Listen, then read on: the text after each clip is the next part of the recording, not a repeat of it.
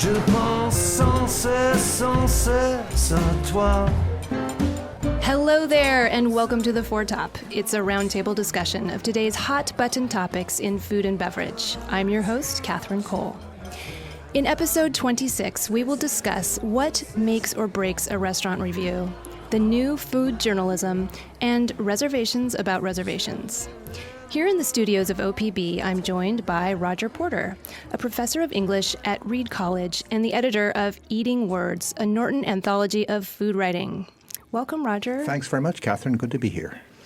And Michael Zusman, dining critic and co-author of the Artisan Jewish Deli at Home. Hello, Michael. Catherine, it's good to see you. And Mattie John Bamman, a culinary travel writer and the editor of Eater Portland. Hi, Mattie. Hi, it's great to be here. Now for our first topic. We have all heard that a critic's review can make or break a restaurant, but what makes or breaks a review?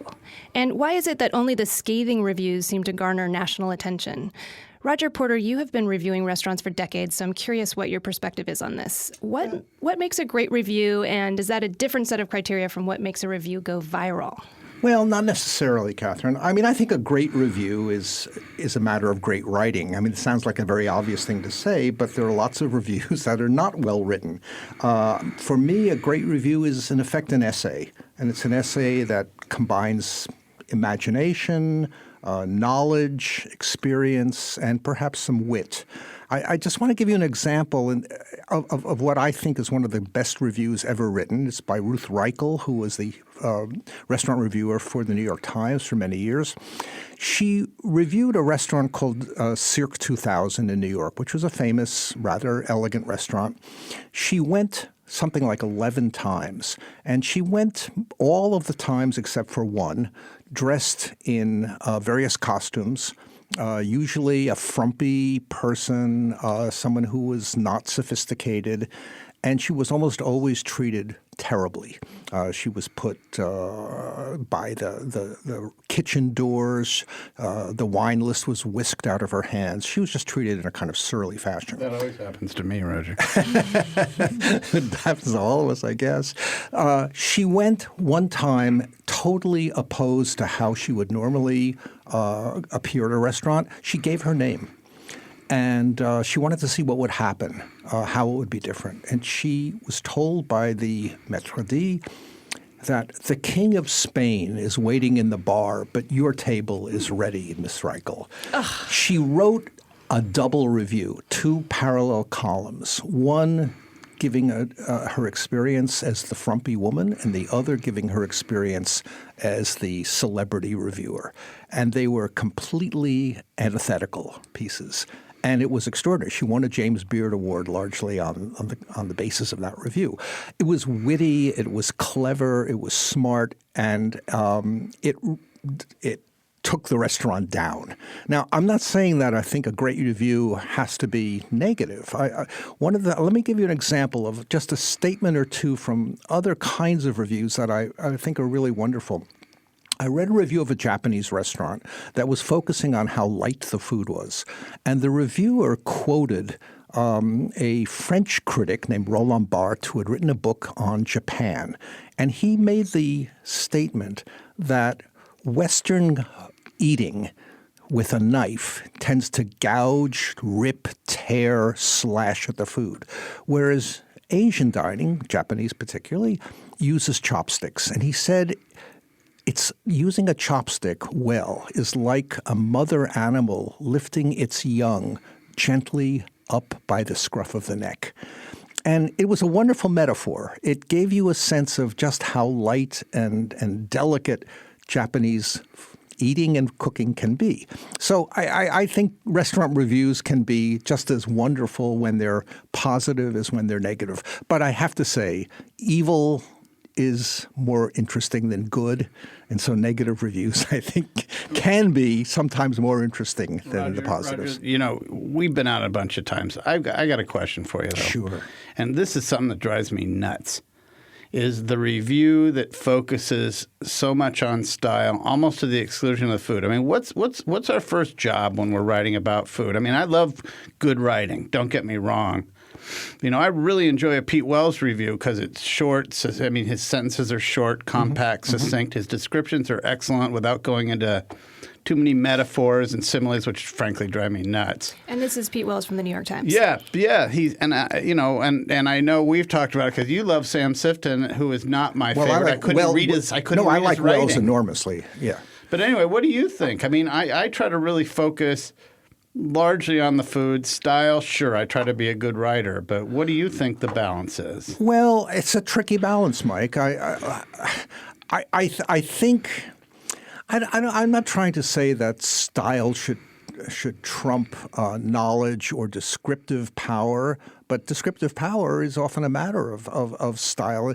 Look, you know as well as I do, nobody wants to say in a review, I like this, and let it go at that. You say why you liked it. You say what a good reviewer often depends on food memory. How many times have you had, say, I don't know, ossobuco, a great dish, and so if you encounter that dish, or a critic encounters that dish in a restaurant, he or she can say, this is good because I know what that dish should be like. That's partly what I mean by knowledge. But I don't know, I find descriptions sometimes can be wonderfully enlightening. I hope this doesn't sound egotistical, but I once wrote a review of a restaurant where the appetizers came out. It was the day of vertical cooking, very high towers of cooking. And the appetizer started to wobble.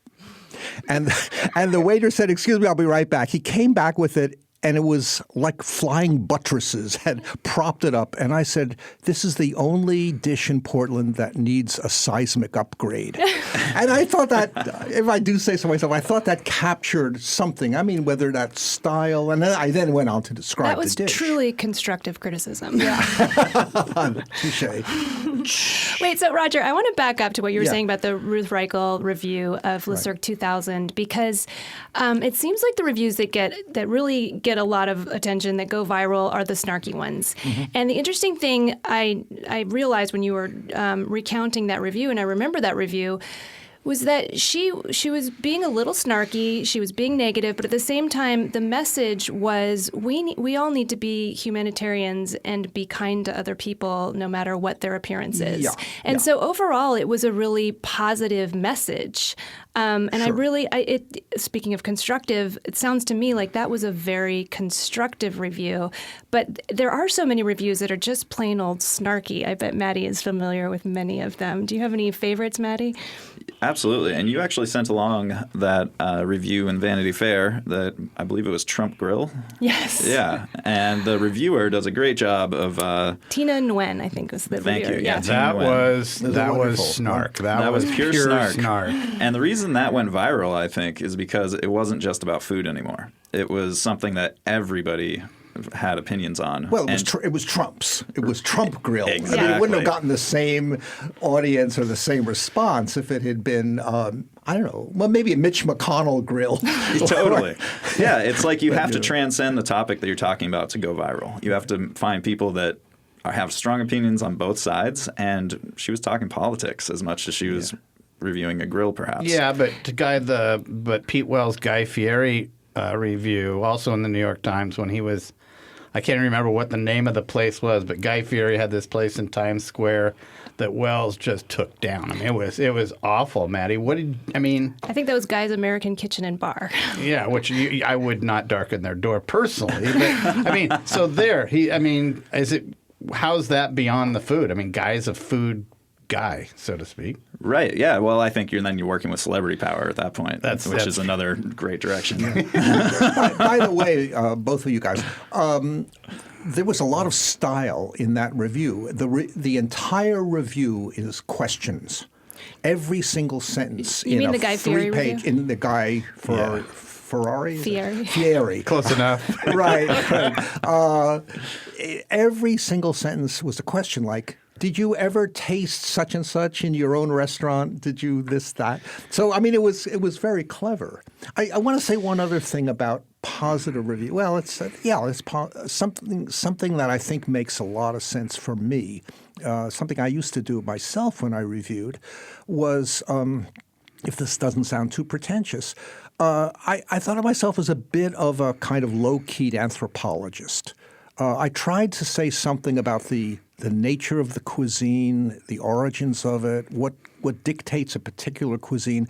I think it's often very helpful when a restaurant comes into town cooking a cuisine that is not familiar. I remember doing that with a Catalan restaurant in Portland from northeastern Spain. And there hadn't been such a food served in Portland before. So I thought it was useful, which means that, and I think probably lots of reviewers do some research.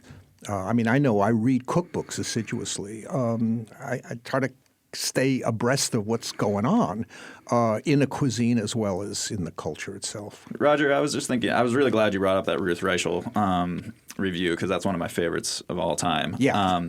And I think what you were just saying, it's a matter of knowing the standards. And I think a lot of the time a review fails when it doesn't understand the standards of its readers. I totally agree. I was interviewing Karen Brooks, and I'm probably going to – Carrie Brooks being the James Beard 2017 award winner for Restaurant Critic. And she's also the food critic for the Portland Monthly Magazine. And she just writes phenomenal reviews. And she was at one point saying that Portland will rise to the fine dining level when it gets a clientele that demands excellence. And that's knowing, I think, the standards of your readers. And where you start failing is obviously when you start sounding like you're behind the curve and you're trying to review a restaurant from old standards and your readers are like, man, I love pork tendon. Well, is that why that review of the Olive Garden by Marilyn Haggerty, the woman who's now, I think, 90 years old, she's from North Dakota, I think, is that why that went viral? Because it was so clearly behind the times?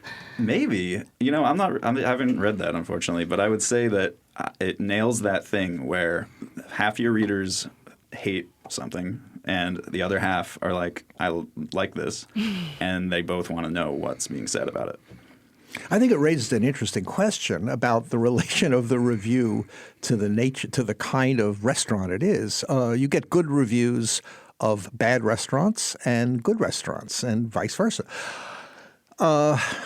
I think that review of a chain, of kind of pretty mediocre chain restaurant could be a wonderful review if it does something about the nature of nostalgia or retro eating. She didn't, because she just takes it so literally.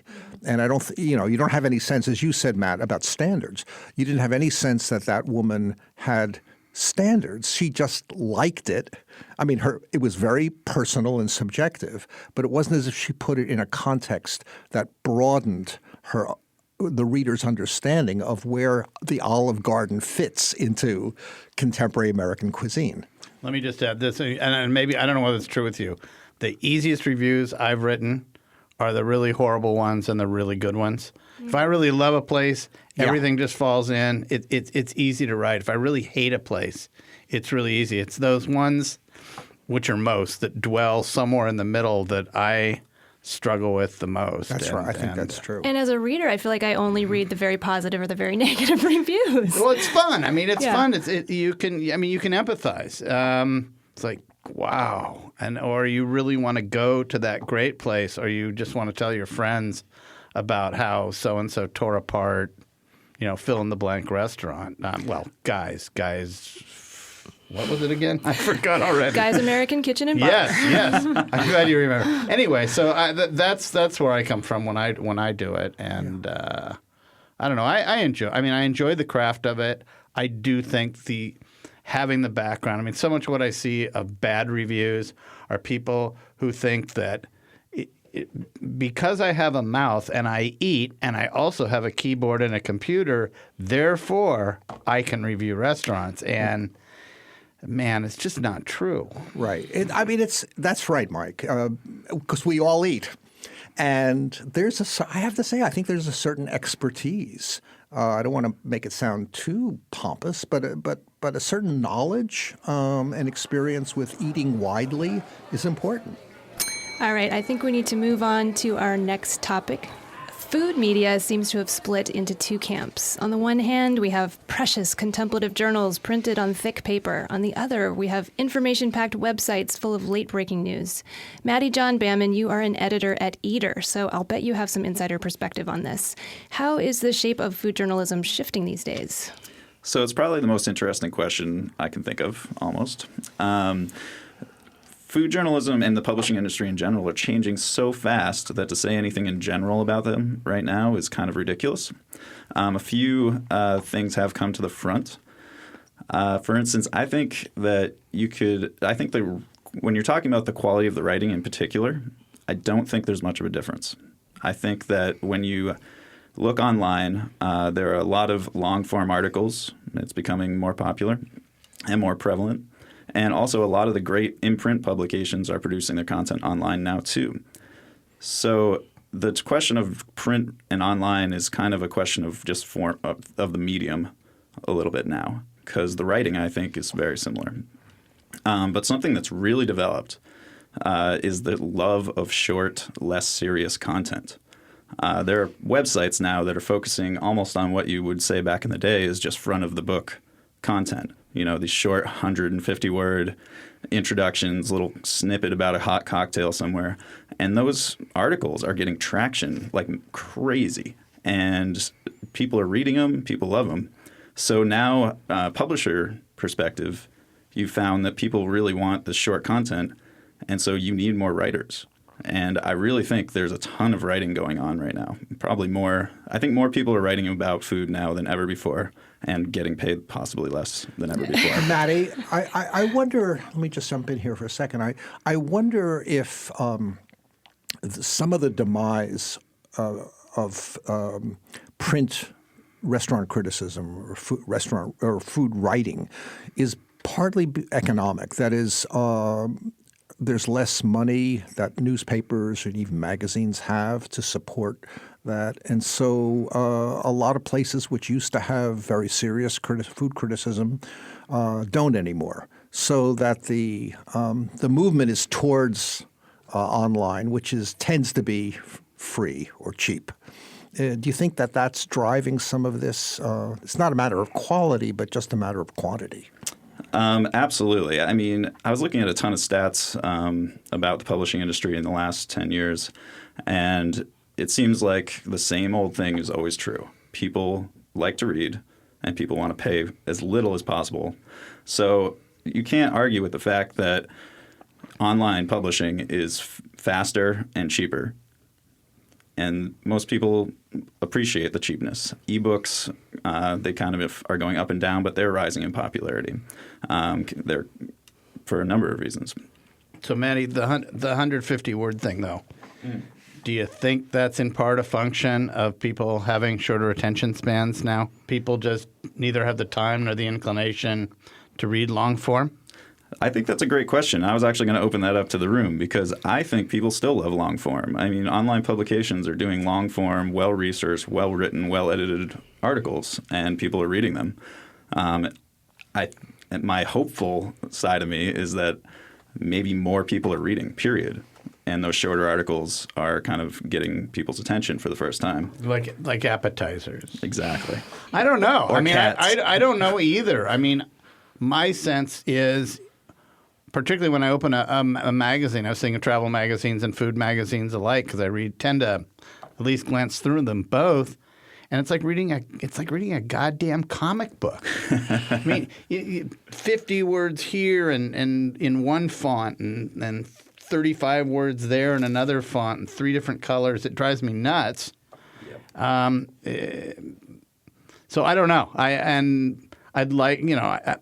I would speculate in part it's generational, but I think that's unfair because I tend to, although those examples are lousy, if I'm pressed, I read quick. I want short. I love long form. I like writing long form, but reading it just depends on how much time I have on a given day.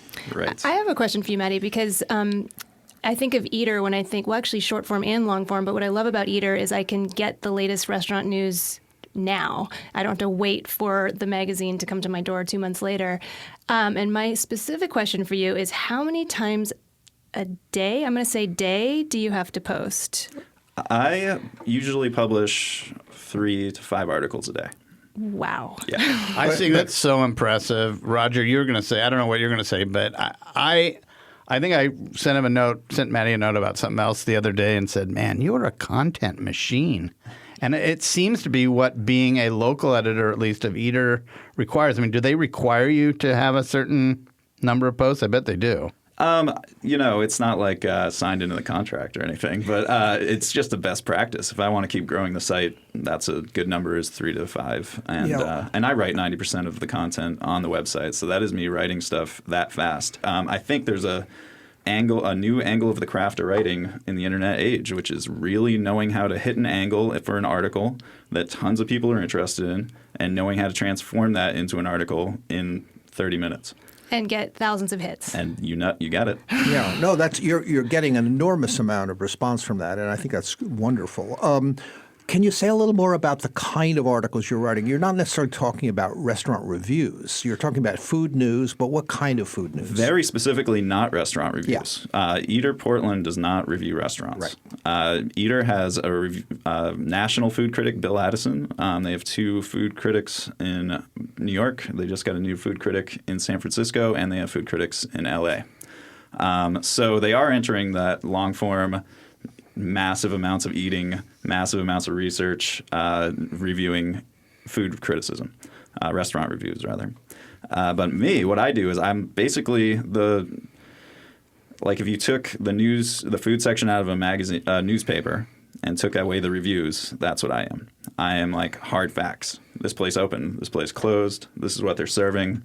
It's really just a hard fact, old school news style of publication. Roger, you know what it reminds me of? When we worked together at the Oregonian newspaper here in Portland, there was a section every Friday called Platter. Mm-hmm. Well before Eater existed, and Eater has completely taken that over, which is it would be short bits, new places, first looks, closures. And I got to say, Eater has completely occupied that space in how many years has it been? Been like 7, maybe 8 years? I just found out Eater started in 2005, I believe.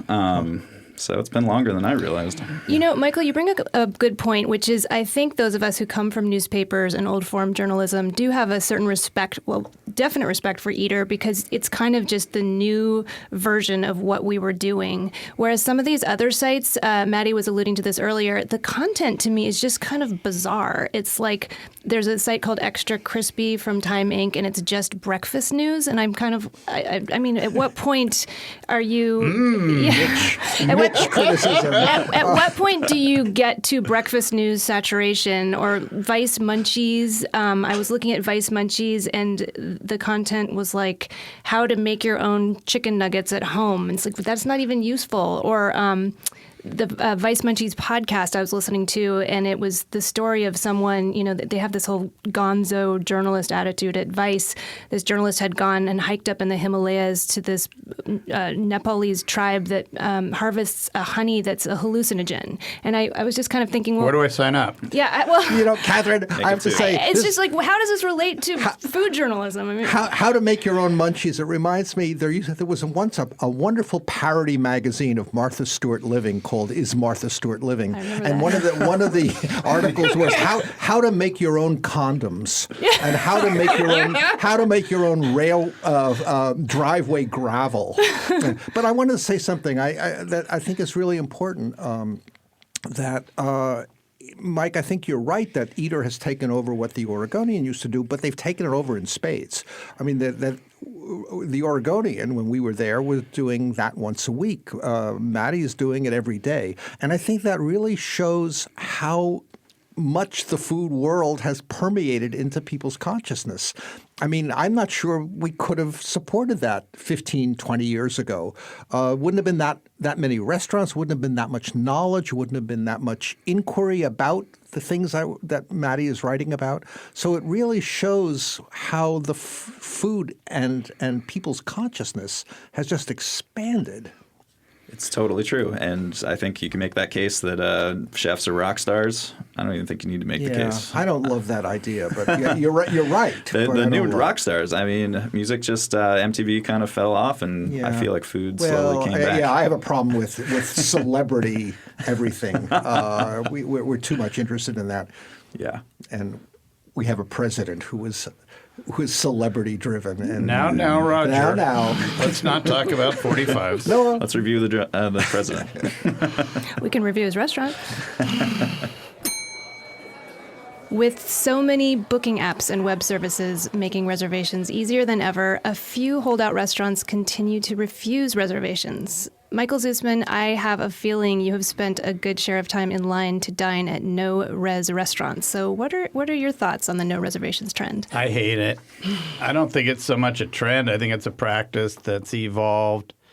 It exists primarily, in my experience, among restaurants that are new and cool and extremely popular, because frankly, they're the only ones who can sustain it. But when I think of a restaurant, I think of hospitality. And the practice of having no reservations is, in most instances, at least to me, the very antithesis of hospitality. You know, we live in a rainy climate in the Northwest. You got to wait outside for 45 minutes to eat at the new cool place. I don't know about you, but I'm just not going to do it. And I'm not going to have warm and fuzzy feelings about the place that does.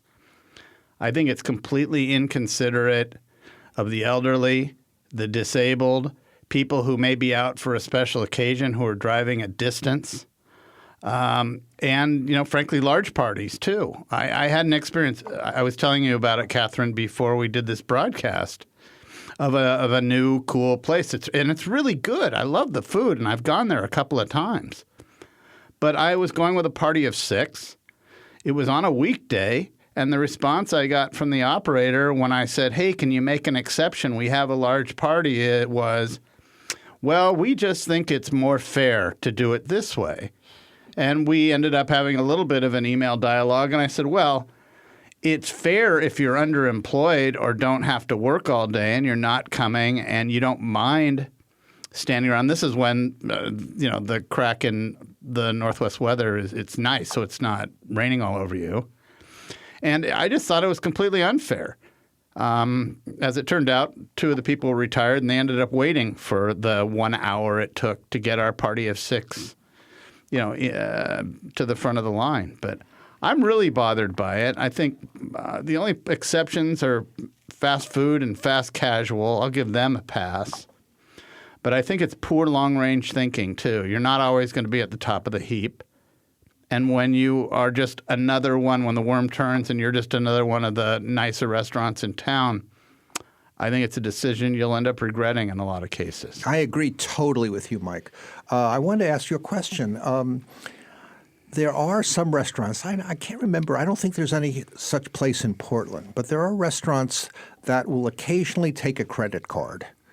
And if you don't show, your card will be charged. Now, that's one of the justifications that restaurants give, particularly smaller restaurants. They say, well, we have somebody makes a reservation, they have no shows, and therefore we're out a table. What do you think about places taking a credit card? I mean, offering reservations and taking the credit card to protect themselves. I'm totally fine with that, Roger. You know what? I think restaurants should be able to protect themselves. And no-shows, I mean, people who no-show are assholes. I mean, there's really no other way to put it. I've never no-showed for a restaurant. All the years I've been going, and I eat out daily, probably and have for the last 20 years. You just got to be a total asshole to do that. So I do. I understand and I empathize. I mean, back in my former life when I was lawyering, I did restaurant deals. I represented operators. And, restaurants are running on slim margins. So it's not like I'm unsympathetic, but there are ways to directly defend yourself. And the problem is a lot of operators just don't want the hassle of doing it. That's the question I was interested in. Has anyone seen an example of a restaurant actually making no-shows pay something in exchange? And has anyone seen the blowback on Yelp from that type of business model? I personally have not paid that degree of attention to it. I suspect there are some, and of course there's the Yelp recriminations, but what are you going to say? The only time that I had that experience of being asked to put a credit card on was in France, and I did it perfectly well. But I agree that if you don't show, if people have emergencies, medical, whatever, then you call. At least you call. And when I've done that a couple of times, and I've called in, the restaurant is usually very appreciative. But those are restaurants where they've taken the reservation, obviously. Well, when you have a service like OpenTable and you have the app on your phone, it's so easy because I've had that problem as well. You just go to the app and you say, you know what, I can't make it, and then they can rebook your table. It's really not that difficult now in this technical age. I prefer to actually call directly. So either way, though, it's on the onus is on the customer to just make that. I have a very funny story. You may know this. Both of you guys may know this. I mean, it's sort of on the topic.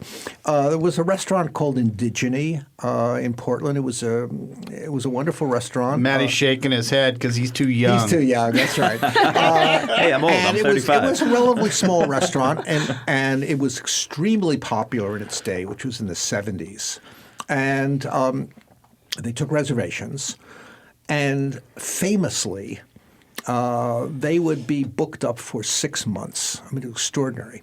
And the really funny thing was that over a 6-month period, there were a number of customers who got divorced. And the question was, who would get the reservation in the settlement? Oh, come on, No, it's Roger. true. It's true. No, it's absolutely true because I was a very close friend of the owner. And that used to happen with a certain amount of frequency. Roger, that's so cool. There's other ways places can protect themselves, too. One of the trends is selling tickets. I don't particularly have a big problem with that either. So you've got your money up front. You mean like a pop-up, like private seated kind of a thing? Pop-up or even some fine dining places. Yeah. There are like Farm Spirit in Portland does that kind of, and Talk is the one of the business platforms for doing that has been really popular. So you pay for your entire meal in advance, and then if you don't show up, you're kind of just out of the money. And is Talk a website or an app or? I think it's like OpenTable. I think it's both. Yeah, TOK. I think it is. Another super low-tech solution that restaurants can use. Go ahead and book only half your seats and then leave the other half for walk-ins. I mean, I like that. Yeah. I think really what it comes down to for some places is simply a matter of being underfinanced. Because to maintain a reservation book, you really need somebody to be doing it. Maybe not full-time, but half-time to three-quarters of a time. And it's just one more person you're paying that where with a slim margin, maybe you can't really afford to Mike, do it. do you have any idea what kind of fee restaurants pay OpenTable? Do they? That's a great question. I don't know. Mattie, what about you? Sorry, don't know. Another old school option, but your hostess has to have some, or host has to have some chutzpah to do this. But I've had this happen when I was dining with someone who was running behind schedule. Is the you snooze you lose policy, where if you aren't there within 15 minutes of your reservation, then your reservation disappears. And I kind of like that. I don't have a problem with it. I think, again, restaurants are advised, as any business owner is, to implement any of these policies judiciously. Mm-hmm. So, so I'm running late. I call at 5 minutes after my reservation time and say, look, I'm on so-and-so. I'll be there. Sure, extend it another 10 minutes. Yeah. Always, they do. Oh, yeah, of course. I talked to this owner of Indigeny once about taking credit cards.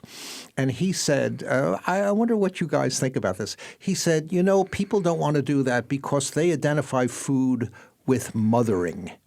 And they want to be nurtured. And putting a credit card or a ticket would somehow be opposed to what food means to people in a very emotional way. You think there's I associate food with money. Exactly. All right. It's just the reason no-shows seem to be such a problem for restaurants is that they have to anticipate how many people eat there each evening. So that's why they have to buy all this food, and they have to, it might be expensive products that they want to serve to their customers. And then when people don't arrive, a lot of that goes to waste, and the restaurant is stuck holding the bill. Well, that's just another aspect of the profit margin. I mean, it's part of it is the expenses, and the other part is they don't get the profit from the dining. Absolutely, it's totally economic. So maybe they just need to do a public service announcement. Right, yeah, it affects the end of the quality of your food. Yeah. Well, let's move on to dessert, where we each share something foodie or beveragey we've been enjoying this week. I'll go first. As I was thinking about this episode, I was thinking about our second topic, how food media has changed, and I was thinking about Kinfolk magazine, which is not exactly a food magazine. It's more like a lifestyle journal, but it's very precious, and I'm going to reserve judgment on Kinfolk right now. But I did stumble across a really funny Tumblr that will brighten your day if you have mixed feelings about Kinfolk. It's called The Kinspiracy. And it is it gathers up all the Instagram accounts of people who love Kinfolk magazine and all their Instagram posts, and they all look exactly identical. So it's kind of this magazine about being unique and different, and it turns out that it's just a bunch of lemmings who all copy each other. So check it out, The Kinspiracy on Tumblr. How about you, Roger? Well, my partner Jennifer and I have been doing a lot of entertaining this summer because the weather's been so hot and wonderful. And we have made, 3 or 4 times the same dessert for people. It's a berry tart. It's from a cookbook called The Berry Bible by a local Portland writer, Janie Hibbler. And since Oregon has such fabulous berries, you can mix and match. We've done basically blueberry, raspberry, and blackberry tarts all summer. And with vanilla ice cream, it's a classic, simple dessert, and it goes with virtually any food you can imagine. So we just love doing that. Why didn't you bring some in for us? No fair, Roger. How about you, Michael? I was in South Carolina the last few days, dropping my daughter off for her second year in college. I was in Columbia, South Carolina. And I went to a place called Maurice's Piggy Park. It's a barbecue joint. I've had mixed feelings about going there. I conquered them. The reason is that the Maurice, the third generation, I believe, founder, was a blatant racist. And I had some difficulty with it. But then there was a recent article in the New Yorker that talked about how the children have disavowed the flagrant racism of the father. So I thought, all right, well, I want to go try it. And then the other thing that's really unique about it is this Central Carolina style of barbecue that focuses on a mustard-based sauce. The only place, I think, that features a mustard-based barbecue style. And I don't know, I still prefer Texas to anything else, but it was fun trying this really unique style of barbecue over the weekend in Columbia, South Carolina. All right. Well, how about you, Mattie? I took a recent trip back to my home state of Maine, and I got to talk my mother-in-law into coming with me to visit my family. And what we do is we rent out this little house on an island off of the coast of Maine, and it's just surrounded by lobster fishing communities. And so I was really excited to share lobster with my mother-in-law. And so we go to this really off-the-grid island, and we pick up some beautiful lobsters, and there's about 10 of us total, and we're all about to sit down. And my mother-in-law says, I can't have this lobster. I need to let it free. And so my mother-in-law flew to Maine and let a lobster swim away in front of It's like pardoning the Thanksgiving turkey. Pretty damn close. I mean, that's amazing. It was awesome. Yeah. So what did you guys eat? I ate lots of lobster. Oh, so she just let her Just lobster one. It's free. just one out of the bunch. She had the coleslaw. That's right. Oh, well, there is a shortage of lobster, I hear, in Maine, so... The prices are high this year. Yeah, there was an explosion because the Gulf Stream got a lot closer to Maine and everything got warmer, and so there are a lot more lobsters the last 5 years. This year's weird. Bummer.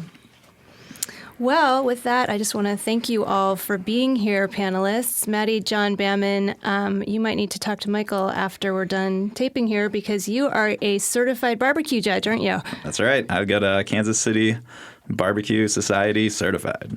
Yeah. And speaking of judges, Michael Zusman is a trial judge. You're a trial judge in your other life, right? Yes, traffic court for the most part, and just read the sign, follow the signs, you'll be okay. And how many people get parking tickets while they're running off to dine in the next great restaurant? A bazillion, I think, is the technical term. And Roger Porter, a longtime restaurant critic who also directed Shakespeare plays for many years. I didn't realize that until quite recently. Thank you for being here, Roger. It's my other life. Thank you. Today's episode was recorded in the high-fiber, protein-packed city of Portland, Oregon, in the studios of OPB. You can read all about us on the OPB website. Our producer is Alex Ward. Special thanks to OPB's sound supervisor, Stephen Cray. And our theme music was performed by the incomparable wine importer, Kermit Lynch. If you like our James Beard Award-winning show, please help us out. Rate us on iTunes, subscribe to The Foretop on your favorite podcast app, and please, please tell your friends about us. You can also tweet us at @4top, all one word, or visit our Facebook page and post your thoughts about the show. We would love to hear from you. Bye-bye. Nuit blanche, nuit blanche, nuit blanche. Anybody got change for a $500 bill?